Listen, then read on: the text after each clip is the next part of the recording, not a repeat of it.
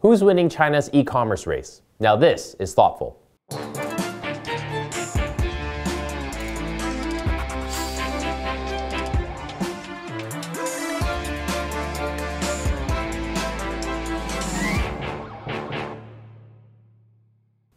Hello, I'm Trevor Lai in Shanghai.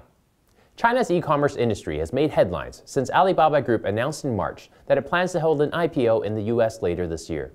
News sites like the Financial Times say it could be the biggest US-listed initial public offering ever. At the same time, there are some risks.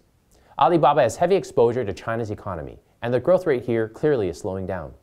The company also has strong ties to China's troubled financial industry, which is very opaque and exposed to great risk.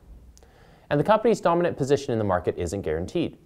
Alibaba lost market share last year, while its nearest rivals all grew, according to Euromonitor. So what does Alibaba's IPO mean for the overall development of China's retail industry, and who's going to win China's e-commerce race?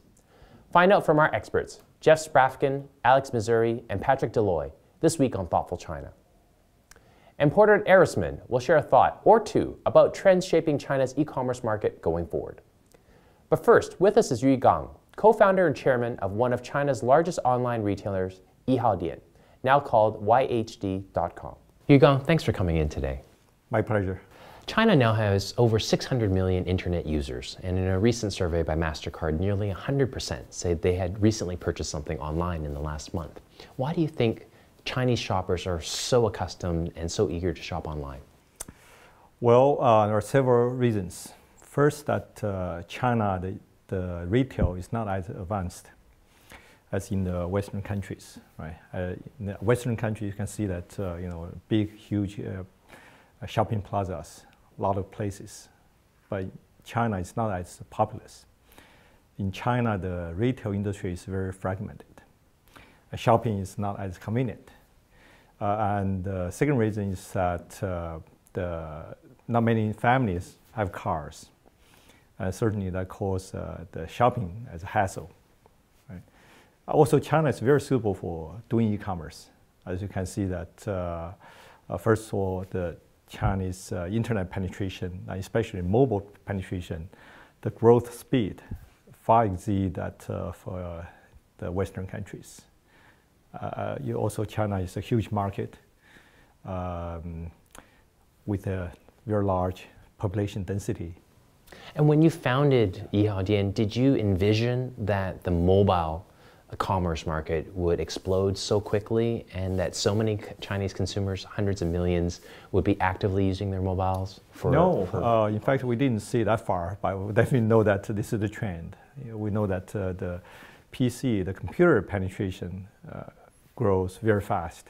Also, we saw that internet penetration grows very fast in China. And has it also surprised you in any way that the logistics have kept up so well with the explosion of e-commerce, with Sunfeng and many of the local courier companies actually delivering for sites such as yours? Yeah. Well, at the very beginning, the e-commerce in China, the major hurdles were last mile delivery and online payments. And as you can see that the past few years, these were no longer the roadblocks. And now Yihaodian is majority owned by Walmart. Are they an active partner in your business on a day-to-day level, or do you really work together more on strategic initiatives? And do they allow you to operate the business the way that you see fit for China? Yeah, Walmart is our strategic partner, and we definitely benefit from Walmart from several fronts.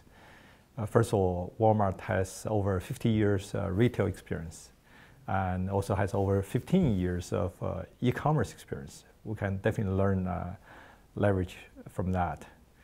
Also, we benefit from Walmart global sourcing. We can enjoy similar terms and conditions on sourcing from a sourcing perspective.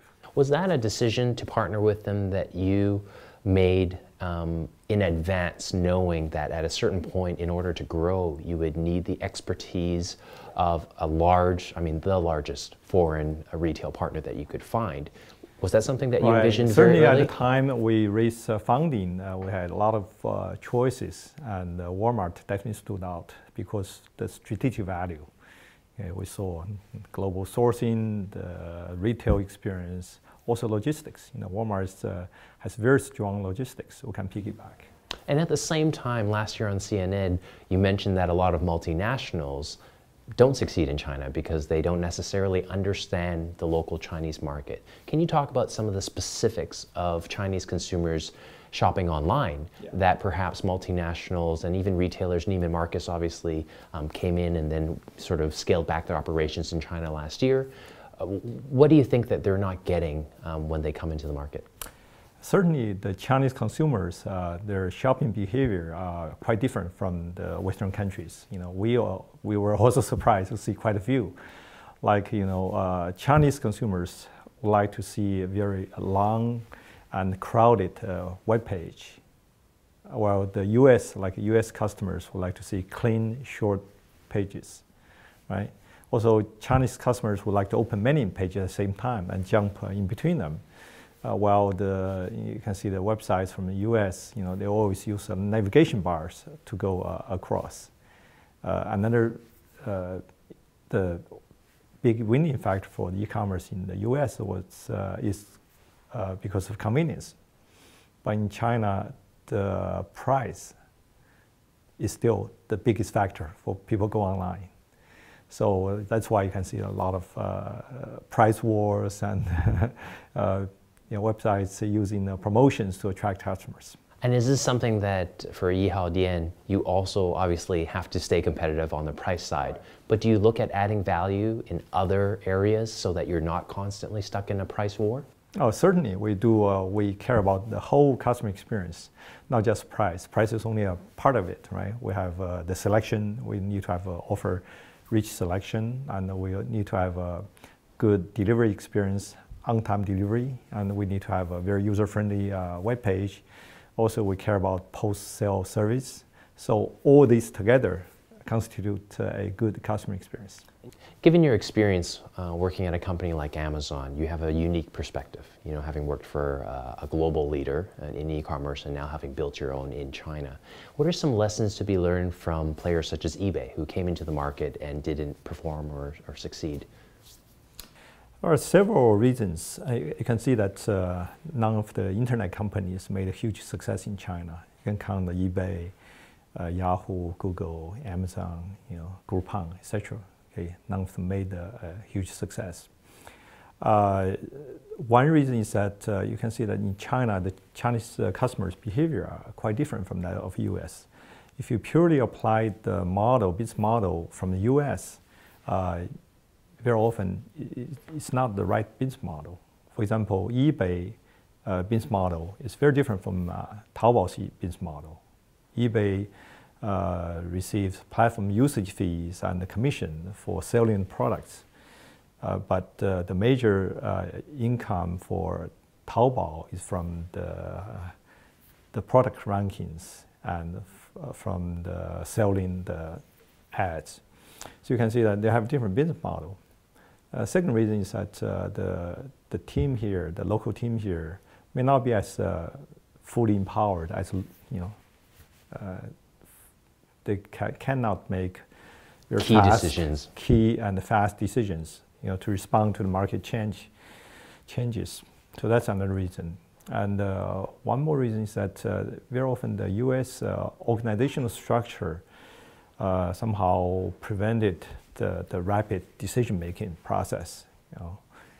The matrix structure, the decisions have to be made in the headquarters, global headquarters instead of by local teams. That definitely prevented the local teams to make very responsive decisions. So in terms of rapid decision-making, local leadership, these are really critical aspects. These are very critical. Also, the Chinese the international companies need to understand the Chinese consumers, their special, unique behavior. Great, Yugong, thanks very much for being on Thoughtful China. My pleasure. Let's take a quick break to hear from our sponsor. And then we'll hear from Porter Erisman, a former Alibaba VP, with his predictions for e-commerce trends in China.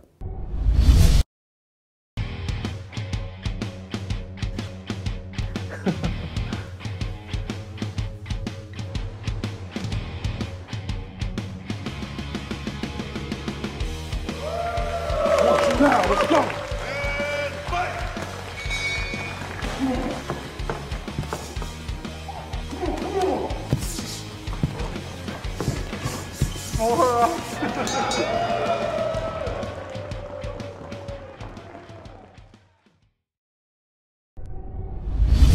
I'd like to go ahead and talk about the state of e-commerce in China, where things are headed, and what the global impact of China's e-commerce will be. First of all, the state of e-commerce in China. There were some major milestones last year and actually this year, which are really grabbing the world's attention. Number one is that Taobao surpassed eBay and Amazon combined in the sales it handles on its website. Number two is Singles Day last year in China saw $5.7 billion worth of sales handled on Tmall alone. And this was larger than Cyber Monday and Black Friday in the US combined. Also, Alibaba's expected IPO this year is really going to grab people's attention. So I think that this is the year where people are going to really pay attention to the China market and find that even though e-commerce was slow to take off in China, it's actually leapfrogged beyond e-commerce in developed countries. And what we're seeing is that China has become the world's largest and most dynamic e-commerce market in the world. So where are things headed? First, Alibaba will attempt to hold ground and expand on its existing e-commerce. Second is that different niche players will arise where within this ecosystem that's been built, you'll see smaller retailers, brands coming and building their own websites. And then third, we're going to see Tencent and Alibaba really in a head-to-head competition. As this sort of gains strength and gathers momentum, though, we'll also find that Tencent, while they're competing, really have more in common with their common interests than we would think. Number one is that the two players are going to push into areas that are being deregulated in China. So, for example, financial services, entertainment and media content, and telecommunications. I think the lesson here for people is that if it can be bought and sold online, you can expect Alibaba and Tencent to be there. And then third, what's the global impact of all of this? Well, first of all, global brands must have an online presence in China. It's a perfect way to test and grow their businesses. They can find out what products, what services take off, and then expand out their physical infrastructure to match their online presence. Second, I think global brands need to shed a lot of their tradition and embrace e-commerce. A lot of times you see luxury brands, for example, in France or Italy. Maybe they have a history of not going online, but China's a place where you have to be online. So you can find ways to preserve that brand experience while keeping your business online. And then lastly, I think what we're going to see is China is becoming the world's e-commerce laboratory for innovation. So for example, ideas from China, entire business models will be exported around the world. Recently, as I've been touring around to show my film, I've noticed that in other countries such as Indonesia or Nigeria, people compare themselves to Taobao more than eBay and Amazon. So the combination of the online to offline e-commerce models with the aggressive use of mobile means that entirely new models are emerging from China. And China is going to move from being perceived as an imitator to an innovator in e-commerce. Thanks, Porter. We're in the studio today with Jeff Sprafkin, Head of Asia at IRCE, Alex Missouri, SVP and Head of the E-commerce Practice at Razorfish, and Patrick Deloy, Executive Director of Bluecom Solutions. Welcome to our studio. Today we're going to talk about China's e-commerce giants. And let's start with Alibaba, its decision to go IPO and list in the US. Jeff, what are your thoughts? Well, the decision seems to be, in some respects, an obvious one. There was obviously quite a bit of discussion about Hong Kong, but that's a market that, for a variety of reasons, wasn't a great fit. The U.S. offers considerably greater scale. You have a much larger institutional investor community that they'll have access to there, and in many ways, I think makes tremendous sense from a Alibaba standpoint that that's where it should be focused. That said, it also presents a variety of challenges in terms of preparing to participate in that type of capital market. And what type of effects do you think that'll have on e-commerce in China? Just before answering strictly to e-commerce in China, and to add on under a business point of view, under a China in the world point of view, I think that Alibaba's IPO in the US is also a very strong sign, showing to the world and to the US the strength of China in that digital world industry and overall with its giants. And it's, I think, a major marker of not only the strength of Alibaba, but again, the strength of the nation and the netizen community at the end of the day. Also, we discussed in a recent episode that China e-commerce is now in value bigger than US e-commerce. Having its largest company going IPO in the US is again one more demonstration of the power and the desire of those Chinese companies to continue growing and to maybe take on the world. I think we will discuss that forward in the discussion. When it comes to China specifically, it could change a number of things in related to the sale of fake products on Taobao and Tmall, mostly on Taobao. There are hopes from a number of brands that Taobao will be more active in fighting counterfeit.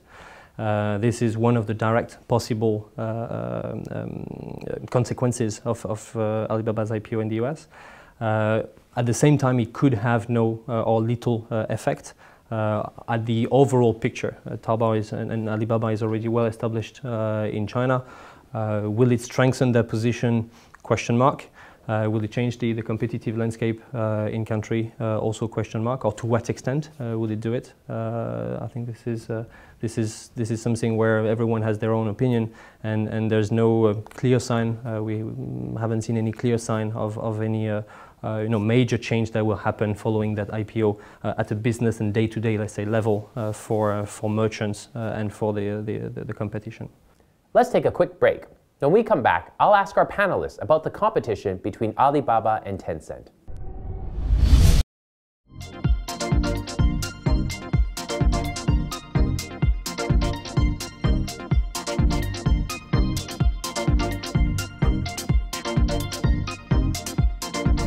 AdTech China. AdTech China. AdTech China. AdTech China. AdTech China.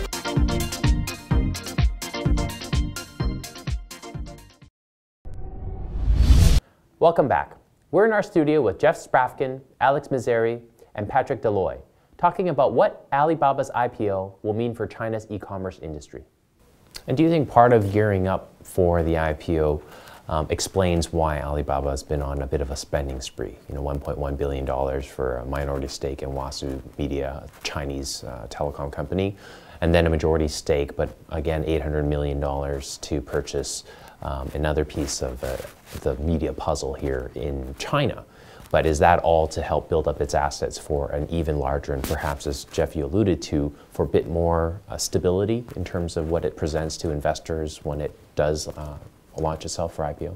I think the choice of the targets is probably connected to the pre-IPO period, and that if I were going to start to explain those transactions to analysts, I would want to have relatively more transparent than local Chinese, than purely private companies to go after. I think it also points to certain types of elements of the strategy as well, which again is helpful as you present this to what will be soon a growing host, a very large host, I think, of analysts, asking very, very pointed questions about what you're going to do with what seems like it will be a massive amount of money that you'll be taking in from this IPO. I think that one of the challenges that it presents and big questions that it presents for everyone is, what do you do with that much money? I mean, that's not an easy question. And as a prospective investor, I would be asking that very, very seriously. Yeah, and I think, I mean, to add on to that, in a way, I mean, you see that Alibaba is already dominating the e-commerce market, right, in China. Now with the next step going to the US, or in general the internationalization, I think it remains to be seen what impact they will have. I think I agree with Alex that probably within China it wouldn't change much. I mean, in any way they already are in control of most of the market share, right, in terms of the C2C business certainly with Taobao, but also the B2C business with Tmall. So it remains to be seen how they will set up strategically in the US, but I think for them now, with the money coming in, definitely they see how they can further diversify, right, and also get into other verticals that are right now controlled maybe by competitors that are also trying to attack Alibaba from another angle, from the e-commerce angle, right? Sorry, just to add on to this, the recent shopping spree could be also related to simply strengthening their position in China, not only in commerce, because everyone knows that Alibaba Group is 80% of e-commerce in China, but in media, in social. So basically from the vertical, let's say, of commerce, or from the specialty of commerce, moving to more social commerce, media, and etc., and expanding more and more in the internet ecosystem in China, in order to be a one-stop solution for a number of advertisers and brands and merchants, but also with the growth of the digital marketing and digital, I'll say, world or activities for brands, marketers, and etc., but also consumption from consumers. So the digital ecosystem, Taobao, I think, Alibaba is trying to grow their presence and their market share in this overall digital world, let's say, and that's why media companies, that's why. Which naturally raises questions about competition. Now, we've seen in the US, typically the big tech giants, Google, Apple, Amazon, Microsoft, at certain times have been put into the ring together, so to speak, and constantly seen as doing battle. When you look at China's landscape, when you look at Baidu, Alibaba, Tencent, how do you see currently the way that they're positioned, and also moving forward, an event like the IPO affecting the balance of those powers?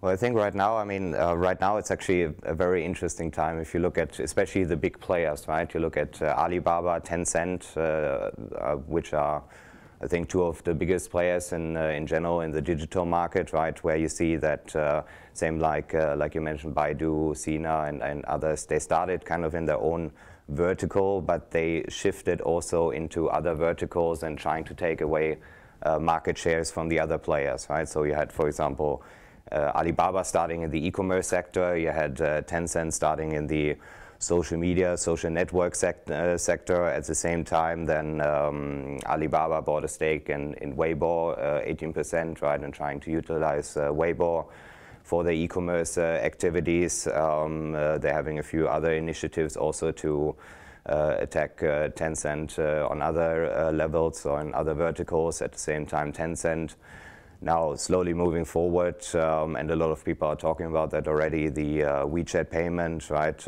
with their own payment network, Tencent, which is maybe not as strong as Alipay yet, but I mean, just as a very general assessment, and I think there's also a very interesting battle to watch right now between Tencent and Alibaba.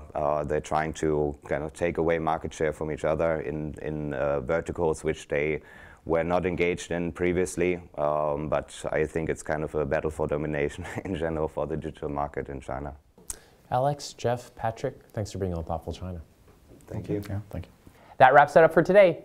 Be sure to subscribe to us on Youku, Tudo, and YouTube. You can also follow us on Weibo, WeChat, and Twitter, and join our LinkedIn group. We'll see you again.